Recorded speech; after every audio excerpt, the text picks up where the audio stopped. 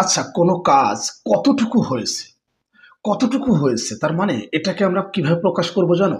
How far along. মানে কতটুকু হয়েছে, এটার ইংরেজি হচ্ছে হাউ ফার অ্যালং। একটু স্ক্রিনে লক্ষ্য করো, কোনো কাজ কতটুকু হয়েছে এটাকে ইংরেজিতে প্রকাশ করতে হলে হাউ ফার অ্যালং ব্যবহার করতে হবে, হাউ ফার অ্যালং।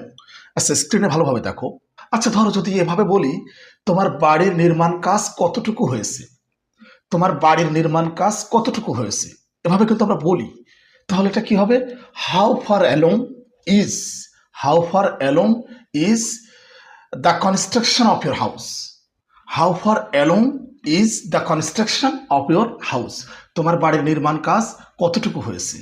আচ্ছা, অনেক সময় আবার এভাবেও বলি, তোমার পরীক্ষার প্রস্তুতি কতটুকু হয়েছে, তোমার পরীক্ষার প্রস্তুতি কতটুকু হয়েছে। তাহলে কি হবে? How far along, how far along is your exam preparation, how far along is your exam preparation. আমার মনে হয় বুঝতে পেরেছো। দেখো, কতটুকু হয়েছে এটা প্রকাশ করার জন্য হাউ ফার অ্যালং ব্যবহার করতে হয়, হাউ ফার অ্যালং। আমার মনে হয় বুঝতে পেরেছো। অর্থাৎ এভাবেই তোমাদেরকে ইংরেজিটা শিখতে হবে। এভাবে নিয়মিতভাবে ভিডিওগুলো দেখতে থাকো এবং শিখতে থাকো।